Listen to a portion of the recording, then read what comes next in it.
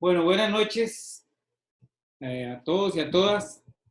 Vamos a la clase pasada vimos la apelación, vimos la revocatoria, vimos la apelación, vimos las características de la revocatoria, las características de la apelación y ahora vamos a ver una modalidad de la apelación que es la apelación diferida. Para ustedes que no estudiaron el Código de 1990, la apelación diferida no estaba en el Código de 1990. ¿Y por qué no estaba en el Código de 1990? Porque no era necesaria. La apelación diferida es un sistema de apelación propio de los sistemas procesales influenciados por la oralidad. Y es propio de los sistemas procesales influenciados por la oralidad porque la apelación diferida tiene una finalidad que es fundamentalmente evitar que las audiencias se suspendan como consecuencia de una apelación formulada en la audiencia. Vimos la clase pasada que uno de los mecanismos que utilizan los litigantes inescrupulosos para suspender los procesos es la apelación. Y precisamente el mecanismo que utilizan que podrían utilizar los litigantes es apelar en una audiencia para suspender la audiencia. Bueno, la apelación diferida tiene, aparte de todas las demás características de los recursos, que es garantizar el acierto en las decisiones, también tiene como finalidad evitar que las audiencias se suspendan como consecuencia de una apelación. ¿Cuáles son las características de la apelación diferida? Bueno, para comenzar, la apelación diferida solo procede contra autos. Nada más. Y en algún momento, cuando no se entendía bien la apelación diferida, porque es nueva en el Código Procesal Civil y algunos doctrinarios costarricenses no la conocían, se discutía si se puede apelar en forma diferida una resolución que no sea apelable. Y, lógicamente, está excluida esa posibilidad. Solo se puede apelar en forma diferida aquellos autos que conforme al 67.3 que vimos la clase pasada hasta aburrirnos, sean apelables. Solo se puede apelar en forma diferida los autos apelables que están en el 67.3. La apelación diferida, si uno lee el artículo que se refiere a la apelación diferida, que no me acuerdo cuál es, verá que hay una partecita donde el artículo dice que la apelación diferida solo funciona en la audiencia de pruebas. 67.4 es el artículo. 77.4. 67.4. 67.4. Ay, gracias, Gabriel. Bueno. Gracias. Hay que tener claro que la apelación diferida, a pesar de que el código lo dice ahí como de refilón, solo funciona en la audiencia de pruebas. ¿Y por qué solo funciona en la audiencia de pruebas? Eso tiene una razón. Solo funciona en la audiencia de pruebas porque la apelación diferida es un mecanismo de los sistemas procesales influenciados por la oralidad para evitar la vulneración del principio de inmediación. Lógicamente, la apelación diferida solo funciona cuando ya se practicó una prueba. Y voy a explicarlo de otra manera. Resulta que comenzamos una audiencia oral y ya se practicó una prueba testimonial. Bueno, si ya se recibió a uno de los testigos, no es conveniente que esa audiencia se suspenda a gusto del litigante que quiere atrasar para que el expediente se vaya al superior, dure 6 meses en el superior y después regrese. O sea, eso no puede permitirse. Por eso existe la apelación diferida, para evitar que se suspendan las audiencias. Y repito, solo funciona en la audiencia de pruebas. Ya vamos a ver cuando veamos el procedimiento completo. En el proceso ordinario hay una audiencia preliminar y hay una audiencia complementaria. La audiencia complementaria es aquella en que se practica la prueba. Bueno, en la audiencia preliminar no va a funcionar la apelación diferida. Solo va a funcionar en la audiencia complementaria, que es la audiencia de pruebas. De acuerdo a la filmina, de acuerdo a lo que dice ahí, dice que es una eventualidad que esa apelación sea conocida.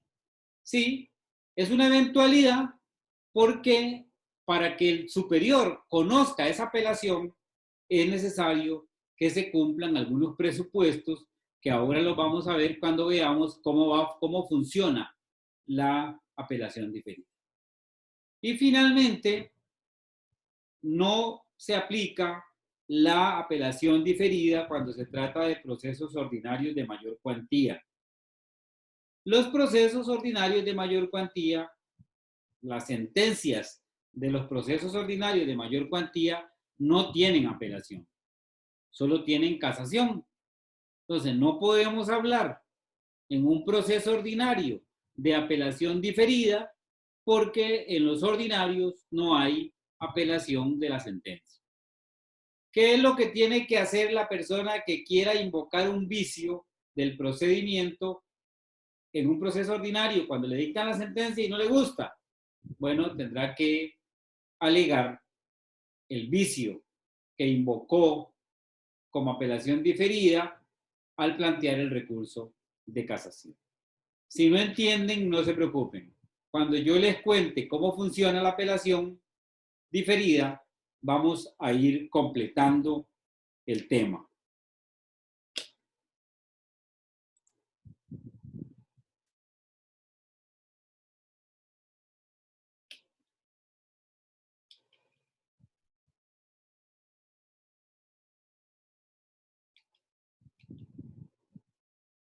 ¿Cómo funciona la apelación diferida? Y aquí voy a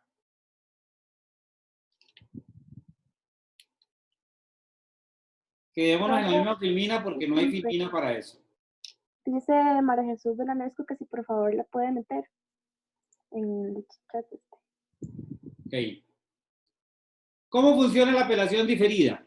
Bueno, voy a explicarlo cómo funciona. Estamos en una audiencia de prueba y vamos a recibir 3 testigos. Una vez que hemos practicado una prueba testimonial, a uno de los abogados se le ocurre establecer una apelación. Le dice al juez, señora jueza, apelo de la resolución que usted acaba de dictar, obviamente una resolución oral, pido revocatoria con apelación. Si el juez entiende que esa apelación es admisible, le va a decir al abogado, le niego la revocatoria por esto y por esto y por esto, y le voy a admitir la apelación. Pero no se la voy a admitir, como ya estamos en la audiencia de práctica de prueba y ya se practicó prueba, no se la voy a admitir la apelación como una apelación directa. Se la voy a admitir como diferida. ¿Entendemos? Y aquí hay un aspecto de la práctica que es importante mencionar. Yo como abogado en una audiencia no le digo al tribunal, señores del tribunal, presento una apelación diferida. No. Yo presento la apelación. ¿Quién es el que decide si la admite como diferida o no? El tribunal. ¿Y qué significa diferida? Bueno, no hemos dicho qué significa diferida. Diferida significa que es una apelación que queda guardada, queda reservada para después. Bueno, digamos que en una audiencia de prueba, un abogado interpone 5 apelaciones. Un abogado molesto. un abogado que cumple su deber porque cree que está haciendo lo mejor para su cliente. Presenta 5 apelaciones. El tribunal le dice, le admito las apelaciones en forma diferida. ¿Qué significa esto? Significa que las apelaciones quedan guardadas, reservadas, para ser conocidas cuando se establezca el recurso que corresponda contra la sentencia. Y aquí es donde está lo maquiavélico de la apelación diferida, ¿verdad? ¿Qué pasa? Y esto vamos a dar unos segundos para que ustedes lo mediten, por si no, porque como todos no pueden intervenir, estamos complicados con esto. ¿Qué pasa con el abogado que que intervino en la audiencia y apeló varias veces y están reservadas las apelaciones diferidas y resulta que el tribunal dicta una sentencia que es maravillosa para ese abogado? O sea, le concede todo lo que él pidió. Ese día hace una fiesta porque ganó el juicio y le dieron todo lo que pidió, porque tenía la razón, ¿verdad? ¿Ustedes creen que ese abogado se va a acordar de las apelaciones diferidas que interpuso en la audiencia? Por supuesto que no. Naturalmente, ¿no? No se va a acordar. Las apelaciones diferidas, él se va a ir de fiesta ese día porque ganó un asunto donde se va a ganar un montón de honorarios, y las apelaciones diferidas ni se acuerda de ello. ¿Qué pasa si ese abogado que apeló y le admitieron las apelaciones en forma diferida pierde? Profe, disculpe otra vez que me interrumpa, pero hay varios compañeros que están poniendo en el grupo que no pueden entrar.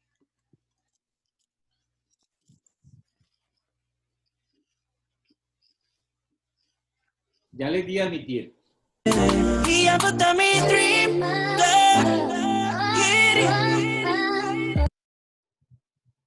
Se hace bien un poquito.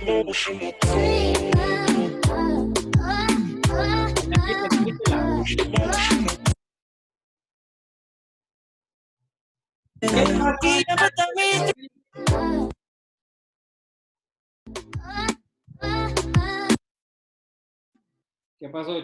¿Quién es el que estaba haciendo escándalo? ¿Qué pasa? ¿Cuál es la posición que va a asumir el abogado que pierde si él tiene 5 apelaciones diferidas ahí? Lógicamente, como perdió, es de esperar que él se acuerde de todas las apelaciones diferidas que tiene ahí, y cuando apela de la sentencia va a tener que acudir al superior cuando apele, cuando presente la apelación, tiene que ir a reiterar las apelaciones diferidas. Y eso lo dice el código y ustedes lo leyeron en el libro. Si el abogado no reitera las apelaciones diferidas al apelar de la sentencia, esas apelaciones diferidas se quedaron perdidas, el tribunal no las va a conocer. O sea, un presupuesto indispensable para que el tribunal conozca una apelación diferida es que la parte que las interpuso en la audiencia la reitere al apelar de la sentencia.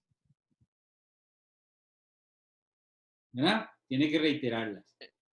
Puede ser que en algunos aspectos no reitere porque le fueron beneficiosos, pero tiene que reiterarlas. ¿Sí, Joel? Profesor, sí, ¿qué beneficio obtiene el abogado con la apelación diferida si, digamos, al final de cuentas hace la apelación común y corriente? Digamos, si quedó algo pendiente, digamos que se iba a revisar después, pero de todas maneras va a ser la apelación concreta. ¿Qué beneficio obtiene al final? Gracias. ¿Cómo? El abogado cuando está en audiencia apela, pero no puede apelar de la sentencia. Apela de la sentencia. Vamos a ver. en el curso del proceso, perdón, en el curso de la audiencia complementaria, Ahí el juez, abajo, los puntitos grises, usted va corriendo las pantallas con el mouse y ahí le van saliendo, por ejemplo, las caras de los compañeros, la cara del que está hablando, o si el profesor está compartiendo una pantalla, le sale la...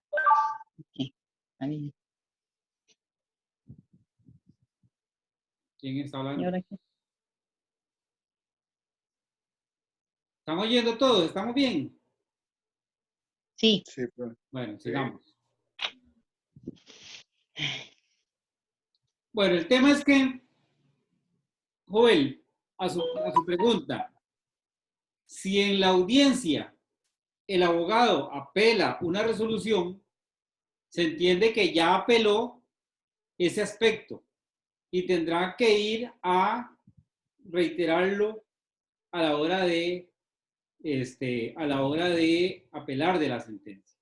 Puede que ese aspecto sea importante para el sentido en que se dictó la sentencia o puede que no sea importante. Voy a poner un ejemplo que no viene al caso, pero voy a poner el ejemplo solamente para que no viene al caso porque les voy a decir por qué. Vamos a ver, digamos que estamos en una audiencia y yo le propongo al juez que me admita un documento, una prueba documental. Y el juez me dice, le deniego la prueba documental. Entonces, yo como abogado le pido revocatoria. El juez me deniega la revocatoria. Le pido revocatoria con apelación en subsidio, me deniega la revocatoria y el juez, por error, me admite la apelación. Pero me la admite, como ya estamos en la audiencia de prueba, me la admite en forma diferida. ¿Qué significa? ¿Qué pasa? ¿Cuál es la consecuencia de haber admitido esa apelación en forma diferida? Bueno, que podría darse el caso, que no va a suceder, porque ahora le voy a decir por qué, que el tribunal revoque la resolución del juez que denegó la prueba y diga que esa prueba era fundamental para dictar sentencia, anula la sentencia y devuelve el expediente para que se admita esa prueba. O el mismo tribunal la admita en el superior, el mismo tribunal superior la admita y dicte la sentencia tomando en cuenta ese documento que el juez antes rechazó. Queda un poco bien entendida la mecánica. ¿Se entiende? Si alguno no entiende, hable. Una consulta. Sí. Digamos, por decirlo de alguna manera, entonces debería verlo de una forma como una apelación aceptada de forma tardía. Bueno, en forma tardía no, porque no es tarde. No, pero digamos, tal vez como para ser presentada después, quiero decir, digamos, la acepta, pero no para presentarla en el mismo momento. Es que ahí mismo tiene que fundamentarla. Lo que tiene que hacer es reiterarla cuando apele la sentencia. Ah, ok. ¿Ah? Pero, sí. Pero el ejemplo que les puse yo está malo. Pero no es necesario. O sea, podría ser la apelación a la sentencia sin necesidad de haber hecho la apelación en la audiencia de prueba. No puede. No puede hacerlo porque se conformó con lo que el juez le resolvió en ese momento.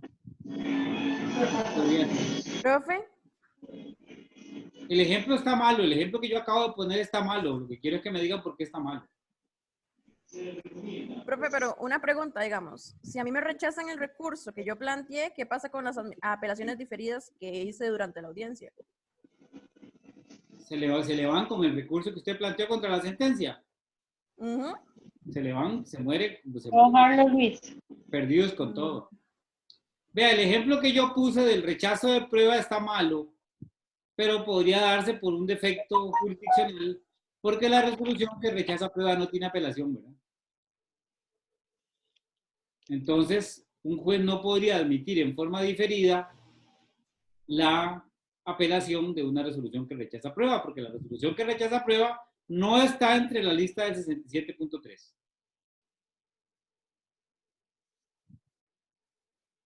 Vamos. Profe, una pregunta, pero contra el rechazo de prueba sí cabe revocatoria. Cabe revocatoria, pero apelación no. Ok. Ningún tipo de apelación, ni apelación ordinaria, ni De ningún ni tipo. diferida. De ningún tipo. Y les voy a contar una historia con el tema de la resolución que rechaza prueba.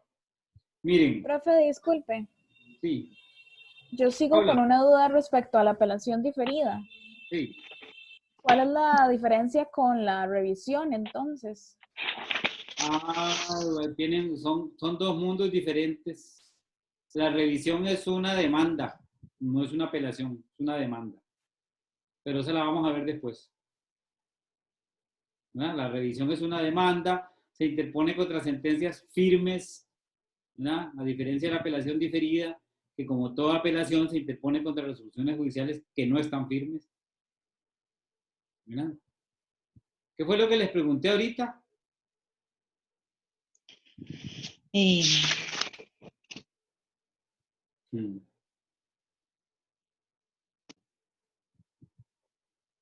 ¿Qué era lo que les iba a explicar yo a ustedes?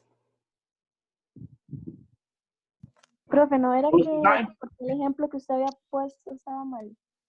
No, Profe, creo que las resoluciones que no metían prueba. ¿Perdón? Creo que eran las resoluciones que no metían prueba. Ah, ya. Les iba a contar la historia, ¿verdad? El cuento del tema que se planteó cuando estábamos redactando el código con la resolución que rechaza prueba. Resulta que en Costa Rica, como veneradores de la segunda instancia que somos, cuando nosotros planteamos, bueno, después de toda la discusión que tuvimos redactando el código, cuando planteamos que la resolución que rechaza prueba no tenía apelación, eso fue como decir, como un sacrilegio. ¿Cómo es posible que la resolución que rechaza prueba no tenga apelación? Pero eso es una barbaridad, inconcebible en nuestro sistema de derecho. Bueno, resulta que en los sistemas procesales bien hechos, la resolución sustentados en la oralidad, la resolución que rechaza prueba no puede tener apelación. ¿Y por qué no puede tener apelación? Porque en todo proceso, una de las características de todo proceso es que alguna prueba se rechaza. Si nosotros le damos apelación si nosotros le damos apelación a la resolución que rechaza prueba, habríamos introducido un aspecto interesante para el abogado que quiera trazar, porque en todos los procesos habría que apelar y en todos los procesos había que enviar el expediente al Supremo. Por eso la resolución que rechaza prueba no tiene apelación. Solo revocatoria. Si a un juez le dicen, mire, admítame si a un juez le dicen,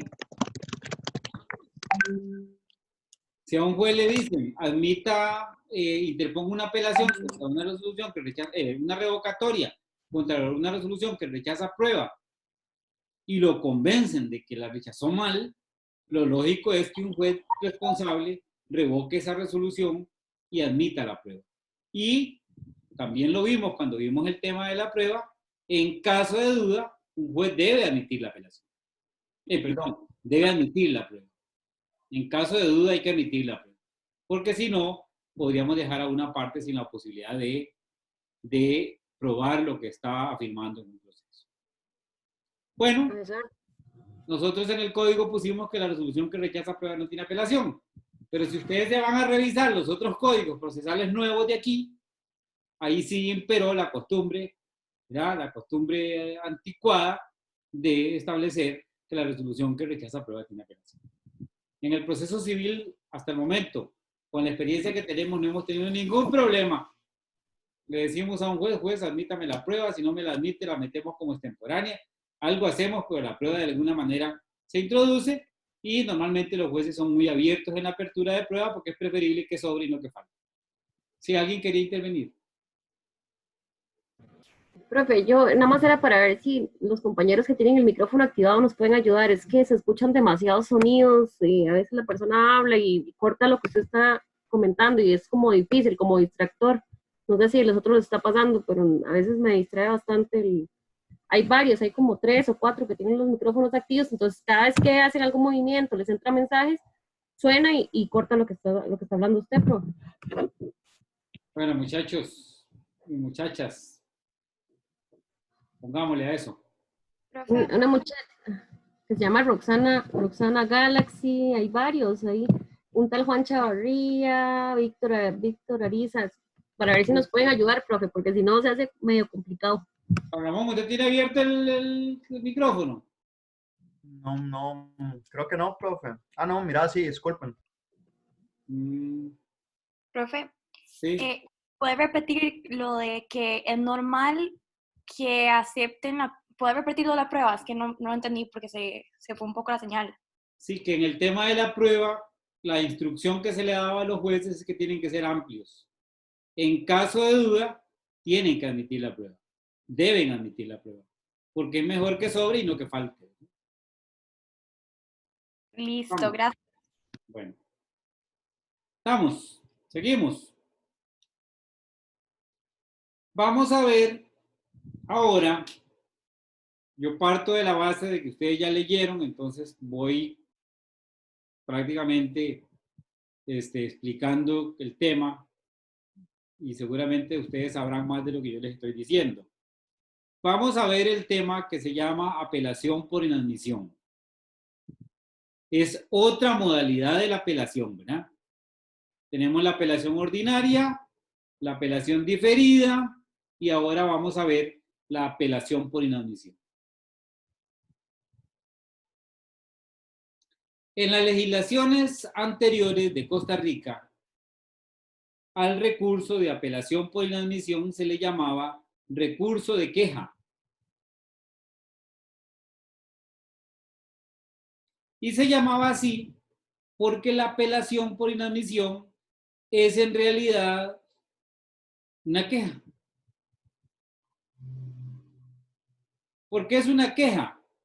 Porque la apelación por inadmisión va dirigida, aunque se presenta en el mismo tribunal que conoce del proceso, el que la va a conocer se presenta en el tribunal que conoce el proceso, pero quien la va a resolver es el superior. ¿Por qué es una queja?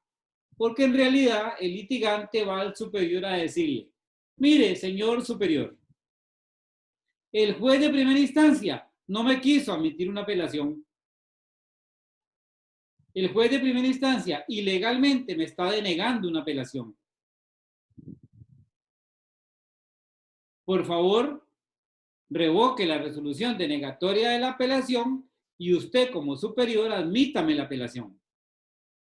Esa es la apelación por inadmisión.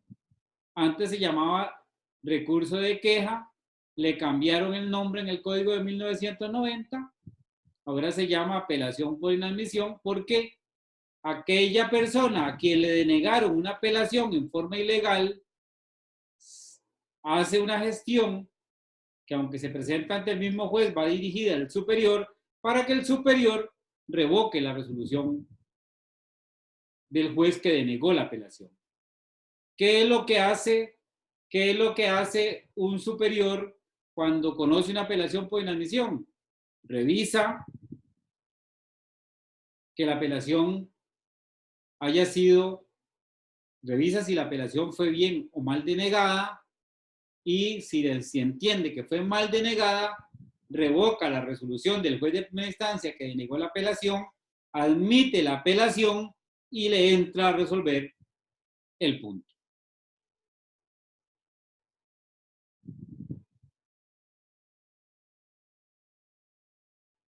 ¿Qué revisa un juez cuando admite una apelación? Para decidir si la admite o no la admite. ¿Qué tiene que revisar? Son 4 aspectos los que tiene que revisar. ¿Qué revisa? Que sea el auto en el que se pueda. ¿Perdón? Que se pueda, digamos, según los autos que vimos en la clase pasada. Que la resolución sea susceptible de recurso de apelación. 1. ¿Qué más tiene que revisar? Que la persona tenga la potestad para hacer esa apelación, digamos, que sea parte del proceso. No. Que la persona tenga legitimación. Ah, bueno, legitimación, sí. Ah, sí. ¿Quién Que, está que no legitimado se haya para pasado el recurrir? periodo para apelar. ¿Quién está legitimado para recurrir? ¿Quién es el legitimado? El ¿Sí? que lo afecte La la resolución. persona afectada, correcto. Dijo Joel que la apelación, que esté en tiempo, ¿verdad? ¿Verdad? Que esté en tiempo. Sí. ¿Y qué más debe Sí. revisar el juez para decidir si admite una apelación? Sin lo cual será rechazada de plano. Los motivos, tal vez. Es correcto. Que esté fundamentada. 4 requisitos. Que esté en tiempo, que la resolución sea apelable, que la resolución que tenga legitimación quien está recurriendo y que el recurso esté debidamente motivado.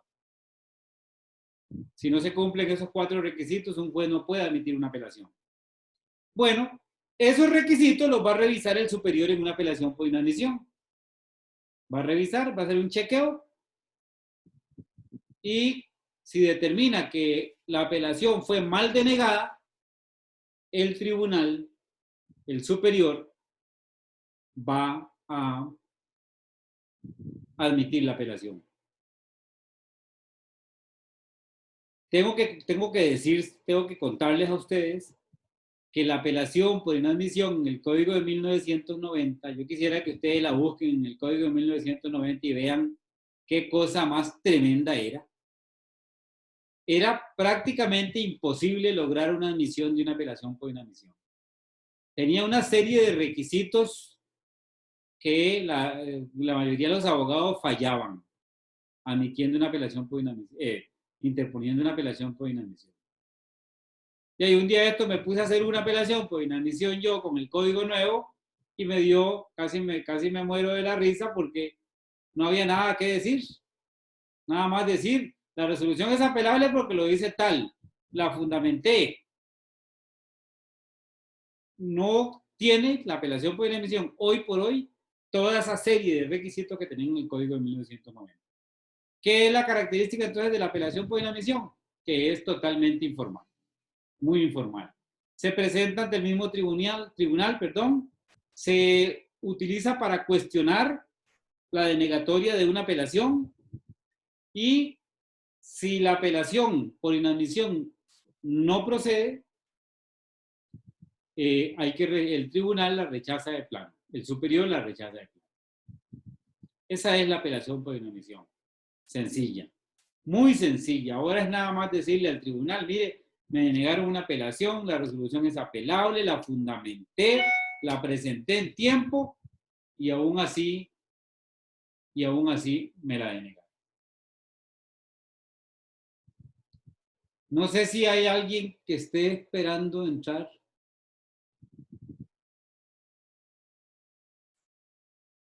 No veo a nadie. Seguimos. Profe, Sí. ¿por qué dice que es informal?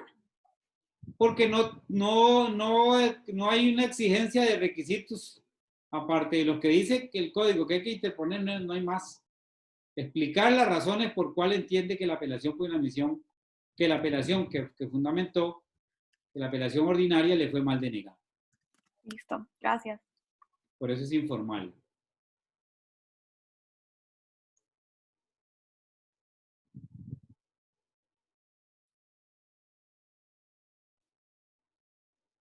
Estaba atravesando con la computadora y me di cuenta que a un ladito hay una cosa para ver a los demás.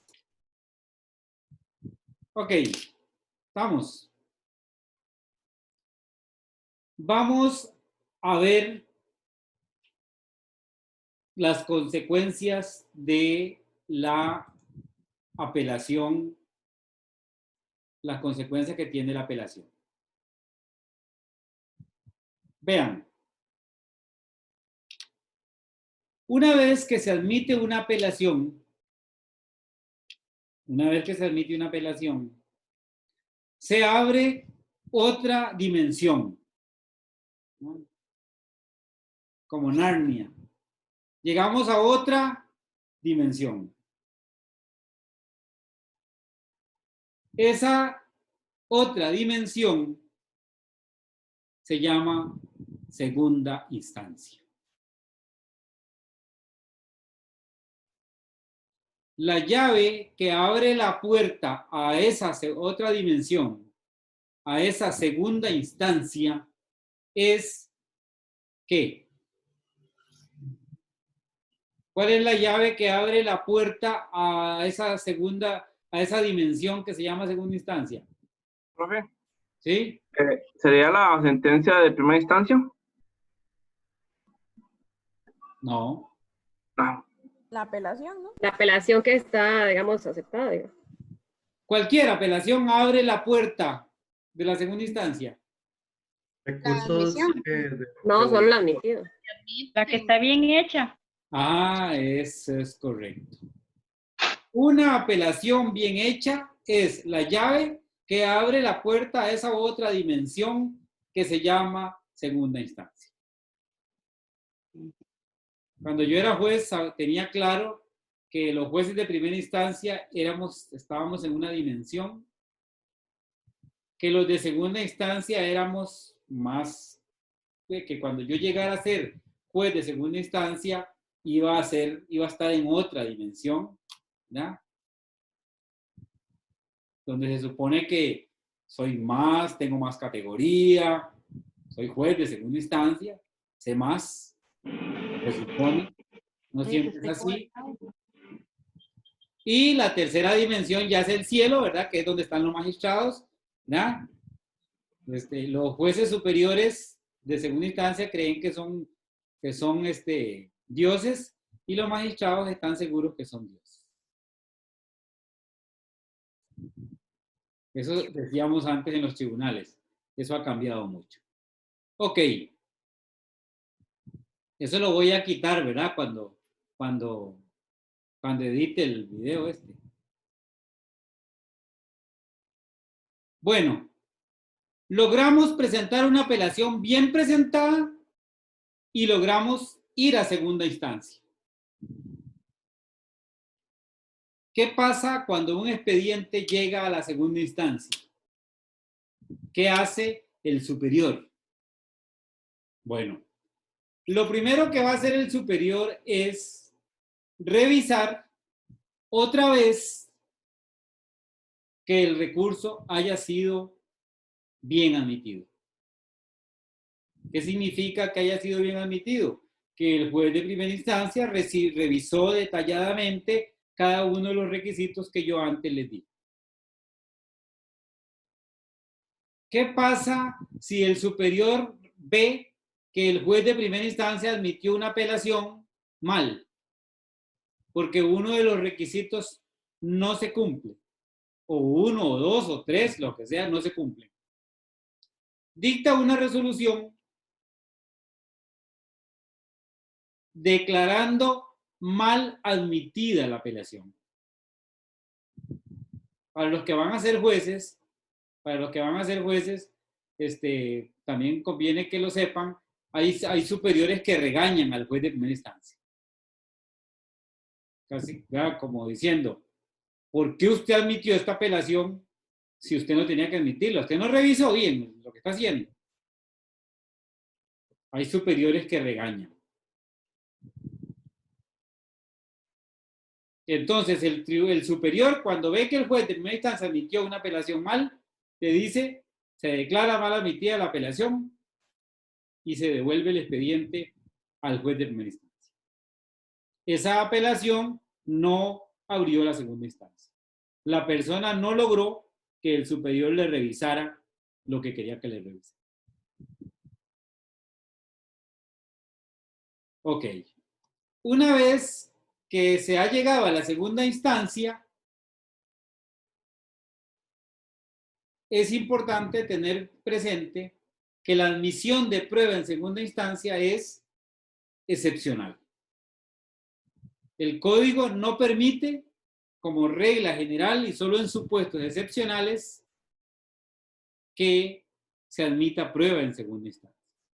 Se supone que la prueba debió haberse practicado por personas responsables tanto de la parte actora como de la parte demandada en primera instancia. A la segunda instancia no venimos a practicar prueba. Aquí ya la prueba se practicó. Vamos a revisar lo que resolvió el juez de primera instancia y punto. No venimos a practicar prueba. Y en eso no nos parecemos a sistemas procesales como el alemán, por ejemplo. En el sistema procesal alemán se vuelve a repetir la prueba que ya se practicó en primera instancia. Por muy alemanes que sean, ese procedimiento es una pelada, ¿verdad? Profe, disculpe. Sí. ¿Cuál podría ser un caso excepcional en el cual podría aceptar prueba en segunda instancia? Cuando el juez tenga, primero los jueces pueden emitir prueba de oficio, ¿verdad? Como lo vimos en Procesal Civil 1.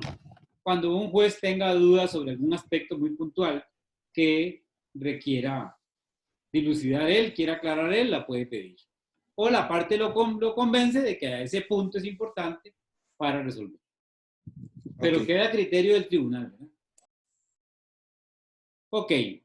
Y lo otro también que es importante tomar en cuenta es que en segunda instancia no, la regla general es que no se realiza otra audiencia oral. Cuando estábamos redactando el código decían los que decían que sabían de oralidad, que cómo era posible que en segunda instancia no se pusiera una audiencia oral obligatoria. Bueno, aparte de que eso es una exageración de la oralidad, no hay por qué realizar una audiencia oral en segunda instancia, salvo que sea estrictamente necesario. ¿Cuándo se hace audiencia oral en segunda instancia? Supongo que ya ustedes lo leyeron en el código y lo leyeron en la lectura. Solo si se admite prueba que haya que practicar, si el tribunal lo estima necesario o si se pide y el tribunal lo estima prudente. O sea, nunca. El tribunal nunca lo va a estimar necesario, no se va a admitir prueba porque la admisión de prueba es excepcional y aunque lo pidan, el tribunal posiblemente nunca lo va a estimar, no lo va a estimar pertinente porque señalar para una audiencia oral en segunda instancia es un atraso. Salvo, repito, que sea estrictamente necesario. Profe, ¿y el principio de inmediación? El principio de inmediación, sí, ya sé por dónde viene usted.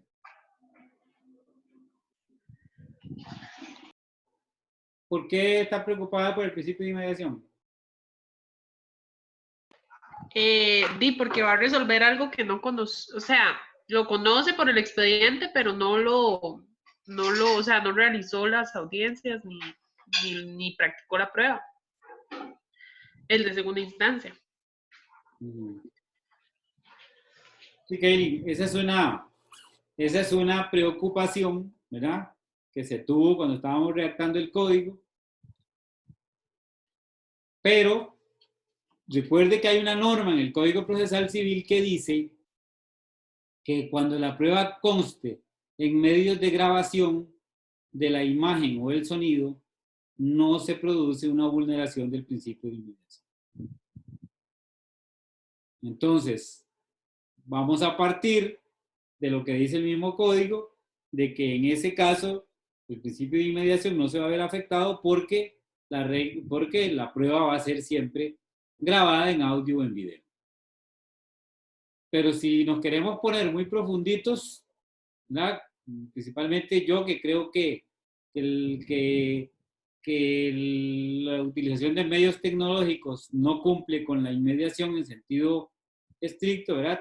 Tan no cumple que vean que en este momento yo apenas los puedo medio ver y hay muchos aspectos de la presencia que se perdieron, pero el código dio esa solución para evitar nulidades o para evitar que alguien cuestione el procedimiento como consecuencia de la vulneración del principio de inmediación. Pero bueno, es una preocupación válida, Kaylin. Y no vamos a repetir toda la prueba solamente para decir que cumplimos con el principio de inmediación. La parte tendrá que convencer al tribunal en qué medida se afectó el principio de inmediación y en qué medida esa afectación del principio de inmediación pudo haber variado el sentido de la sentencia, que al final es lo que busca. Vamos. Sí, profe, gracias. ¿Alguna duda?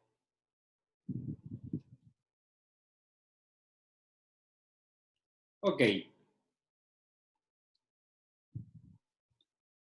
Ya terminamos de ver disposiciones generales de los recursos, de los medios de impugnación.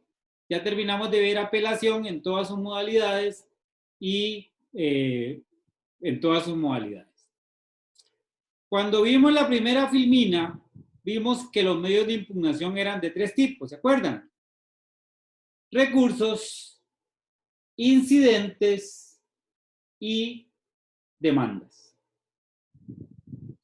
Ahora vamos a ver los incidentes desde la perspectiva del incidente como medio de impugnación. El Código Procesal Civil regula los incidentes. Un incidente es un... No se saltó el recurso de casación. ¿Ah? No se saltó el recurso de casación. Sí, pero eso lo vemos después. Ok. La próxima clase. Un incidente es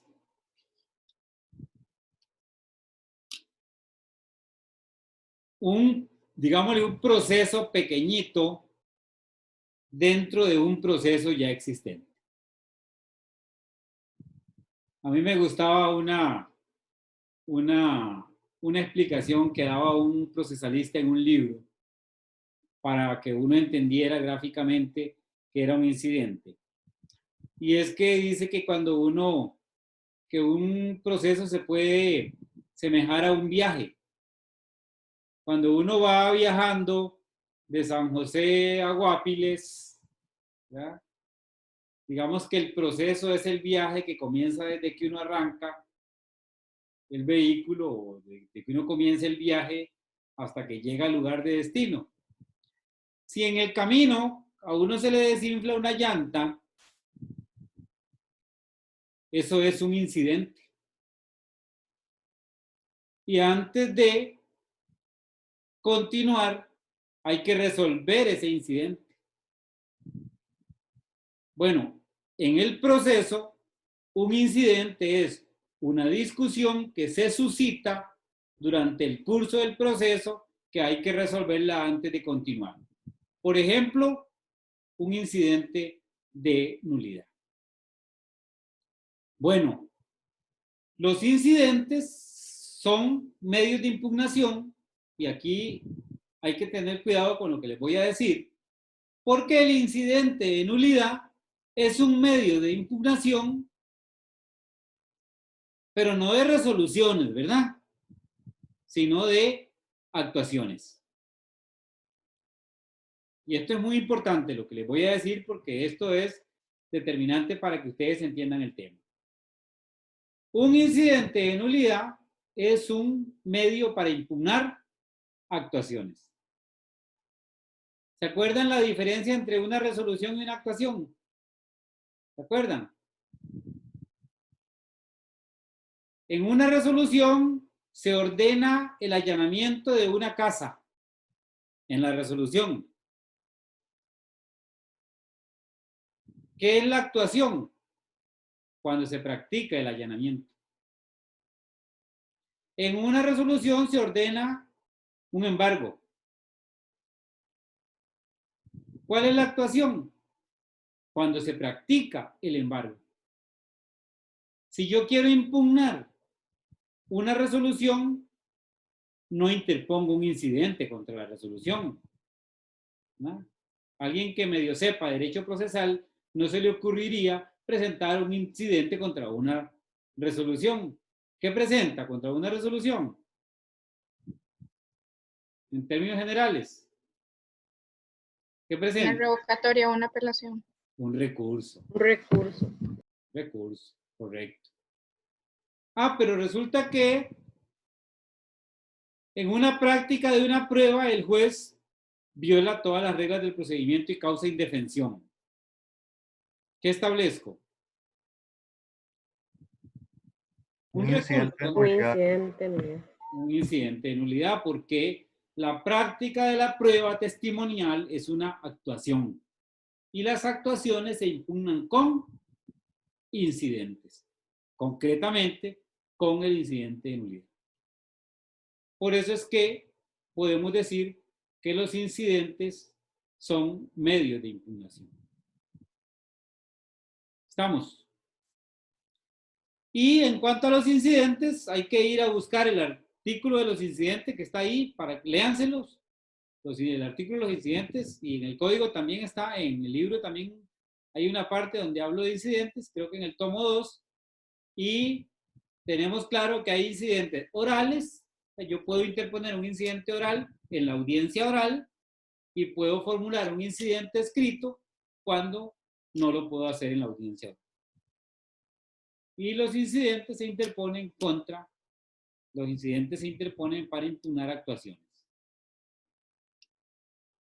No sé si quedó claro. ¿Estamos? Si a alguien no le queda claro, interrumpa. Profe, en todas las ramas el incidente funciona igual. En todo el derecho procesal, los incidentes deben funcionar igual. ¿No? ¿Estamos? Seguimos.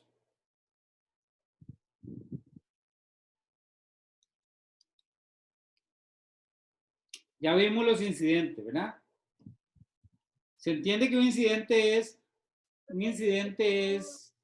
un procesito pequeñito dentro del otro que comienza con una gestión, que se le da audiencia a la otra parte y que al final se dicta una resolución diciendo si procede o no procede el incidente.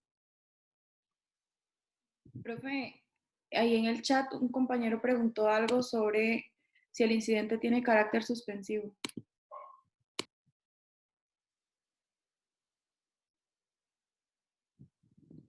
Depende del tipo de incidente. Digamos, no podemos continuar con el proceso si se trata de un incidente de nulidad, por ejemplo. Pero digamos que el incidente que se interpone sea un incidente de cobro de honorarios de abogado. Un incidente de cobro de honorarios de abogado no es un incidente que sirva para impugnar. Sirve para que al abogado le fijen los honorarios que el cliente no le quiere pagar. Ese incidente de cobro de honorarios no interrumpe ni interfiere en el proceso concreto. Es un pleitillo aparte. En ese caso, ese incidente no tiene efecto suspensivo. ¿Estamos? ¿Me expliqué? Sí. Si tienen dudas, pregunten, porque en el examen no pueden preguntar nada. En el código, es que usted dijo que está en el artículo 33, el incidente. No le escucho. Alondra. No me escucha, ya me escucha. Apenas. Ay. Hable, a ver. Yo adivino. ¿Qué, dónde dijo que estaban los, dónde dijo que, ya, déme un segundo. Ya. Ahora sí me escucha. Ahora sí. Perfecto. ¿Dónde dijo que estaba los incidentes en el código, en el 33?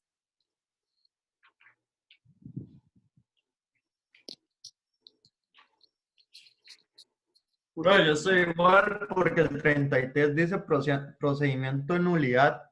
No es en el 33, es en el... ¿No es el 113? Sí, es el 113.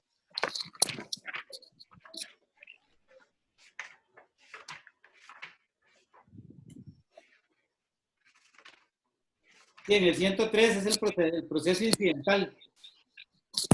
Léanse. Está bien. Léanse. Gracias. Léanse en el tomo 2 los incidentes para que vayan adelantando, porque tenemos que verlos después. ¿Estamos? Ok.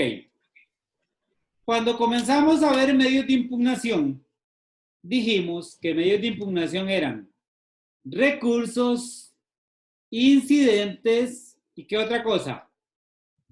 Demandas. Ok.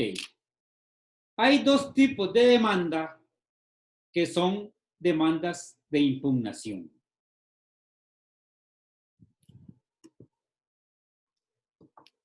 La primera demanda de impugnación que tenemos que ver es la revisión. Profe, dice un compañero que si lo puede admitir que se le fue el internet y ahora otra vez está pidiendo acceso. Armando.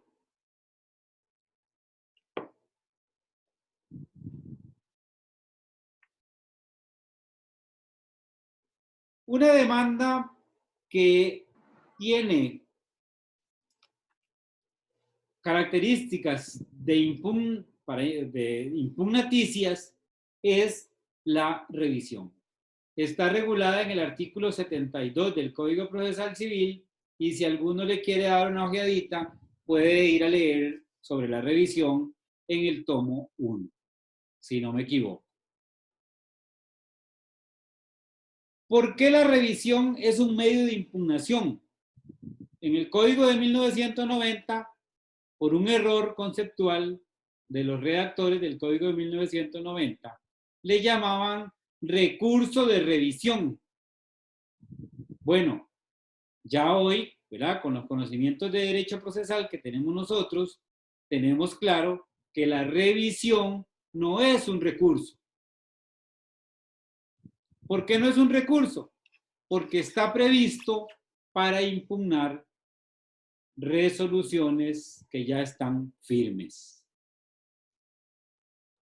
La revisión es una demanda que se establece de acuerdo a los lineamientos que establece el Código Procesal Civil para anular una sentencia cuando esa sentencia se ha dictado con vicios gravísimos. Por ejemplo, se dictó una sentencia, se estableció una denuncia penal y se determinó que todos los testigos que declararon en ese proceso habían incurrido en falso testimonio. Y ya la sentencia quedó firme. ¿Qué hacemos? Planteamos una demanda de revisión para que la sala anule esa sentencia que se dictó con base en una prueba ilegal, que puede ser testimonial, puede ser documental, puede ser que el juez dictó la sentencia con una pistola en la cabeza, ¿verdad? Porque lo amenazaron. Todos esos supuestos procede la revisión. Pero vean cómo la revisión es para impugnar una sentencia que quedó firme. Y sobre la revisión pueden leer en el libro que de todas maneras la revisión la tenemos que ver detalladamente más adelante cuando veamos demandas de demandas. ¿Estamos? Ok. Y el otro medio de impugnación que se llama demanda es lo que conocemos como las demandas ordinarias.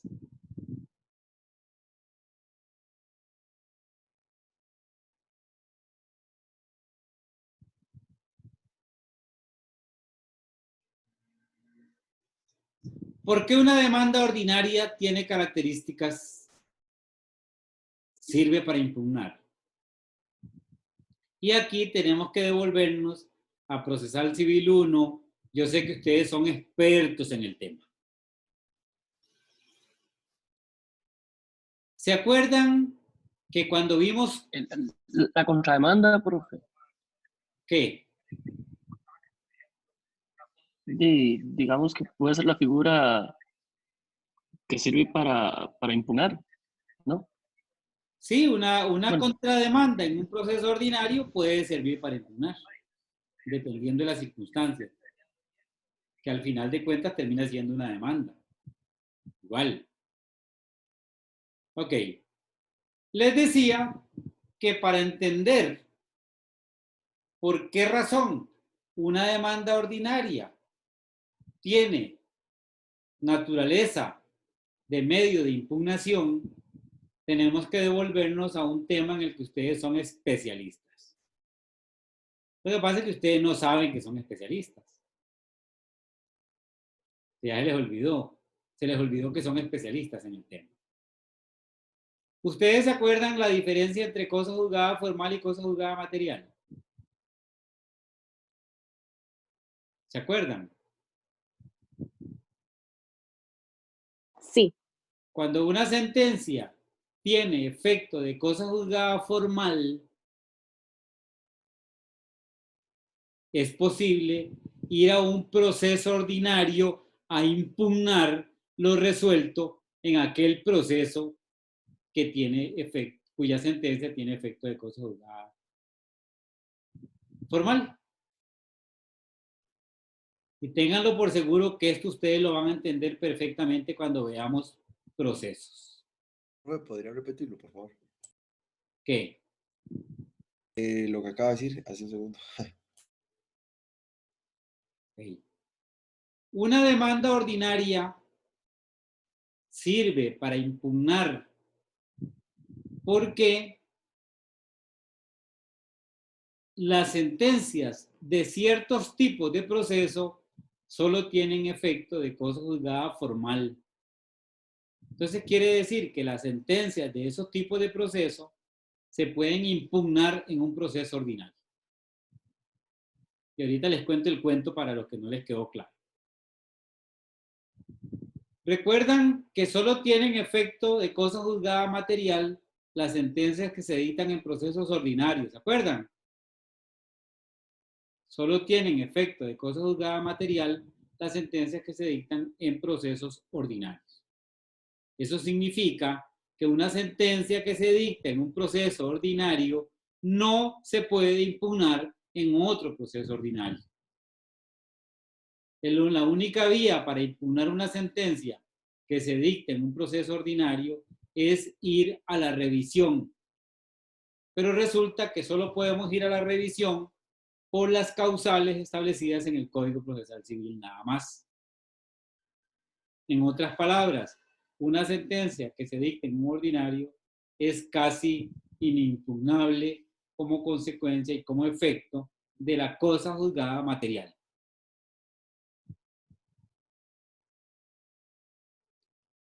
Pero resulta que hay sentencias de otros procesos, como por ejemplo los desahucios, monitorios,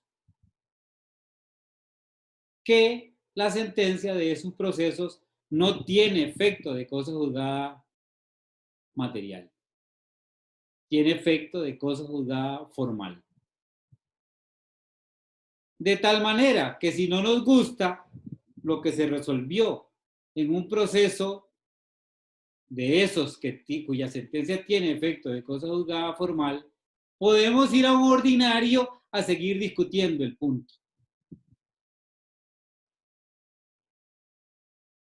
Es una opción que da el legislador para seguir peleando por lo mismo.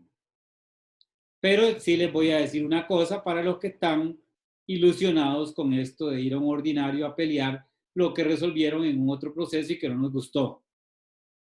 Rara vez, y es raro ver en los tribunales un proceso ordinario impugnando lo que se resolvió en un proceso sumario o en un proceso de otra naturaleza. ¿Por qué?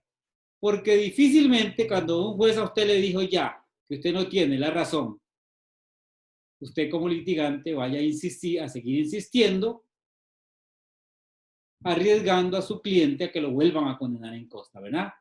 Porque recordemos que en materia civil es como el que choca por detrás, ¿verdad? El que pierde, paga en materia civil. Paga costas. De eso viven los honorarios, los abogados litigantes, ¿no? Profe, pero si el cliente quiere seguir insistiendo. Oh, sí. Mira qué lindo tener un cliente así. Lo que hay que decirle es, vea, seguimos peleando, pero usted me paga adelantado a mí. Porque si ya un juez le dijo a usted que usted no tiene la razón, se lo van a volver a decir en otra parte. Y yo no estoy dispuesto a perder los honorarios ni a perder mi tiempo tramitándole un asunto que es pura cabezonada suya. Ustedes saben que los tribunales están llenos de pleitos, de juicios de puro honor, de juicios de puro orgullo, de juicios de procesos de pura cabezonada. Y Pero todos el se abogado cobran le igual. paga, el abogado le paga, sigue peleando.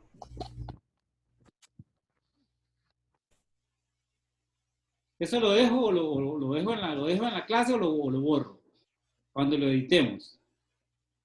¿Ustedes qué opinan? Es de la vida real, ¿verdad? Se puede dejar. Sí, no, déjelo. Sí, déjelo. Es un consejo importante.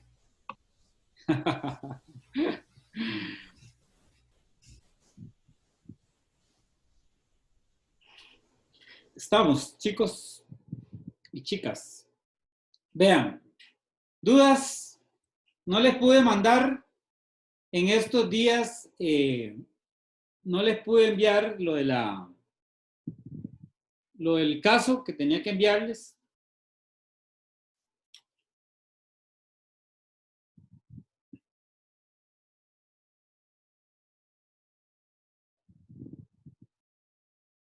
Profe, cuando una demanda se va a utilizar como, bueno, como ya es un medio de impugnación para llevarlo a un proceso ordinario, que cambian su estructura, no cambia nada.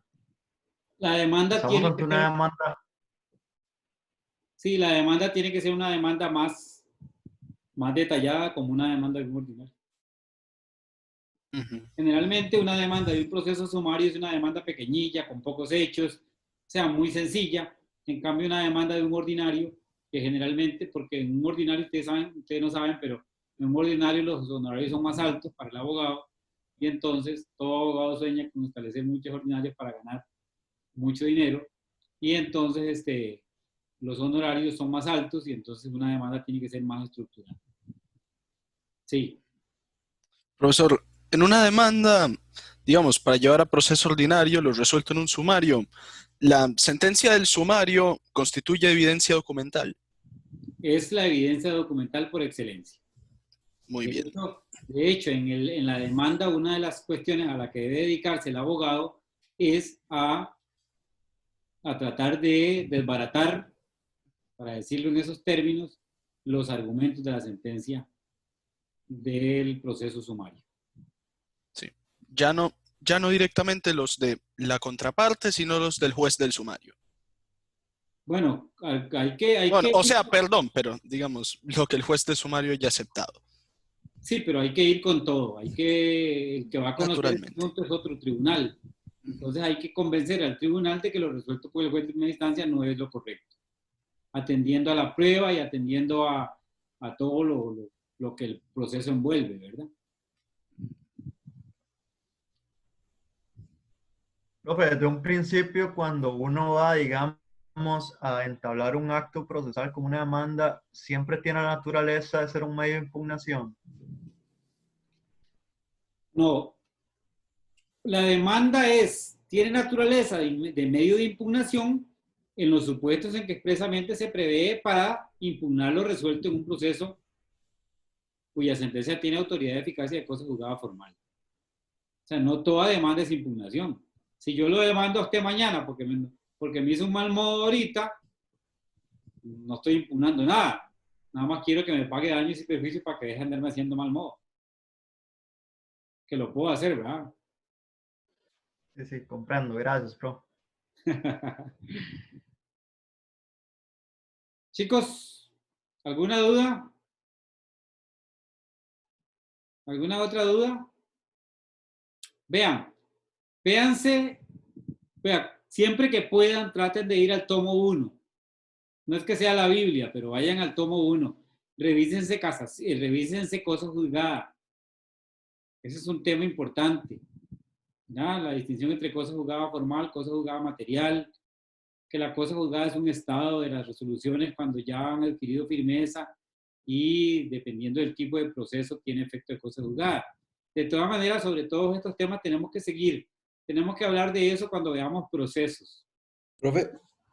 Sí. Digamos, para impugnar, digamos, la realidad, la demanda de revisión sería como el medio más efectivo, porque como usted lo mencionaba, que en la ordinaria, digamos, en la material son los previstos por ley y en la formal muy difícilmente, digamos, va a aceptar en un ordinario lo que ya quedó en un sumario, por ejemplo, digamos. Entonces, en la realidad, la revisión sería como la más efectiva en este caso.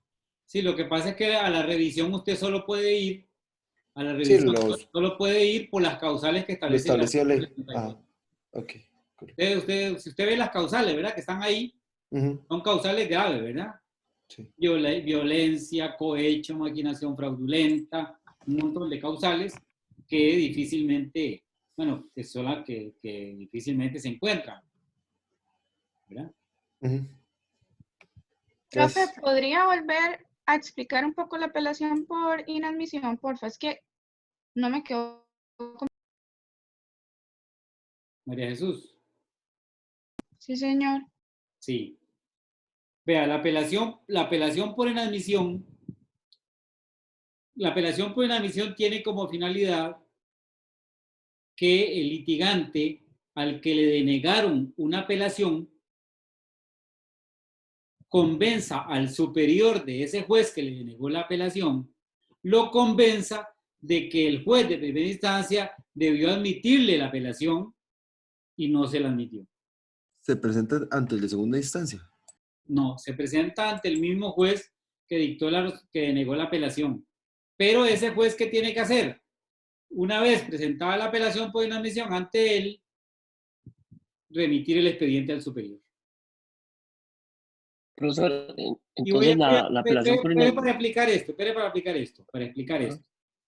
Vean, con el Código Procesal Civil, nosotros le hicimos unos cambios ahí que tienen una importancia. Lo vamos a ver cuando veamos casación, la próxima clase, si Dios lo permite, a partir de las 8 de la noche del día martes. Le dimos un sentido diferente, le cambiamos ciertas cosas, por ejemplo, y también lo hicimos en la casación y lo hicimos en la apelación por inadmisión. Y aquí les voy a contar la historia. Con el Código de 1990, si se tramitaba un proceso en Liberia y el superior de Liberia estaba en San José, porque en ese tiempo era así, resulta que por una cuestión administrativa de la Corte, el superior de Liberia estaba en San José. Resulta que, y ahora pasa también con agrario y pasa con otras materias, resulta que con el Código de 1990, si yo era un abogado de Liberia y tramitaba un proceso en Liberia y quería presentar una apelación por inadmisión, aparte de que no existían los medios tecnológicos y toda la cosa esta, yo tenía que agarrar redactar la apelación por inadmisión en Liberia y agarrar el carro o pagarle a un mensajero para que viniera desde Liberia a presentar la apelación por inadmisión aquí a San José. Y la presentaba aquí ante el superior, como era una queja, venían, vamos a ir a quejarme ante el superior. Venían y la presentaban aquí. Resulta que todo ese viaje se echaban hasta aquí y el superior de aquí les rechazaba la apelación por inadmisión. Un atraso. Aparte de venir viajando desde allá y el gasto de gasolina y el estorbo en las carreteras y todo eso. ¿Verdad? Porque cuando uno viaja en carretera estorba. Igual con la casación. ¿Qué hicimos ahora? Con el código nuevo, aprovechando todas las tecnologías y todo. Bueno, usted litiga en Liberia, presente la apelación por inadmisión en Liberia. Y el superior, y el juez de Liberia, por medios tecnológicos, remite el expediente tecnológico al superior, si es que tuviera que mandarlo a San José. Sencillo, nada del otro mundo. Por eso es que tanto la apelación por inadmisión como la casación se presenta ante el mismo juez que dictó la resolución. Porque ahora hay mecanismos tecnológicos para enviar expedientes de un lado a otro. Ya no se envía un montón de papeles físicos, sino que se envía una carpeta electrónica. Ya está. Estamos. Allá se escanea, se presenta y se envía al superior. Yo no sé, ¿quién fue que me hizo la consulta? Yo, profe. María José Jesús, ¿le quedó claro? Sí, muchas gracias. Yo presenté una apelación, le conté que un día esto presenté una apelación por inadmisión. Porque le apelé a una resolución de un juez, pedí revocatoria con apelación. Me denegó la revocatoria y me dijo, le deniego la apelación.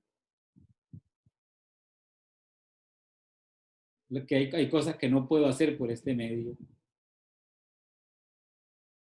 Me dijo, sí, porque si no fuera por este medio yo les diría, a mí me denegó una apelación por inadmisión. Pero esto lo voy a borrar, ¿verdad? Que quede constando. Ok, ya voy a ponerme serio. Me denegó la apelación por inadmisión, diciéndome que la resolución no tenía apelación. Y bueno, ahí me voy a buscar el código porque siempre hay que revisarlo. A uno nunca se lo sabe. Me voy a revisar el código y digo, pero ¿de dónde sacó que esto no tenía apelación? Aquí está en el inciso tal. Entonces presento una apelación por inadmisión. No, le pedí revocatoria, le dije, revoque esa resolución. Esa resolución tiene apelación. Lo dice el inciso tal y tal y tal. Obviamente lo hice de buena manera, ¿verdad? No como le estoy diciendo. Y si no me revoca, y por aquello de que no me revoque, estoy presentando la apelación por inadmisión para que sea el superior el que me admita la apelación. Presenté las dos. Yo estoy es recomendado, digamos, presentar las dos de una vez, digamos, en un dado caso, como si uno está seguro en ese momento. Yo apelé a la buena fe del juez. Okay. Que diga, mira, si me equivoqué, voy a admitir la apelación y si quiere que me rechace la apelación por inadmisión. ¿Todo eso en una audiencia oral, profe? Ah, no, eso es un... Que si todo eso en audiencia oral. No, en un proceso escrito. O sea, estamos en la etapa escrita. Pues no fue en la audiencia oral.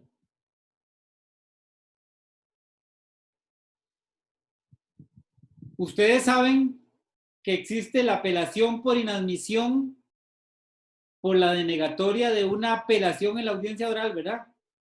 ¿La vieron cuando leyeron? Si yo en una audiencia oral planteo una apelación y me la deniegan, yo puedo plantear una apelación por inadmisión de esa apelación que yo planteé en la audiencia oral. Esa apelación por inadmisión queda diferida y tengo que reiterarla cuando apele de la sentencia. Quizá en ese momento ya no tenga ninguna importancia. Léanlo, está en el libro. La apelación por inadmisión diferida.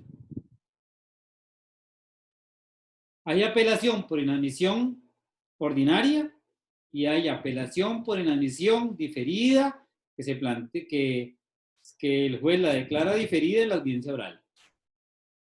Ojo con eso, ¿verdad? ¿Alguna otra duda? Cualquier cosa? Mire, no hay preguntas tontas. Hay tontos que no preguntan. No hay preguntas tontas, pregunten cualquier cosa. O preguntan o termino la clase aquí porque ya no tengo nada más que decirles. La próxima clase, para que lean, vamos a ver el recurso de casación. Léanlo. El recurso de casación ya no es tan complicado como el del Código de 1990. Un recurso muy sencillo como todo el Código y lo vamos a ver la próxima clase.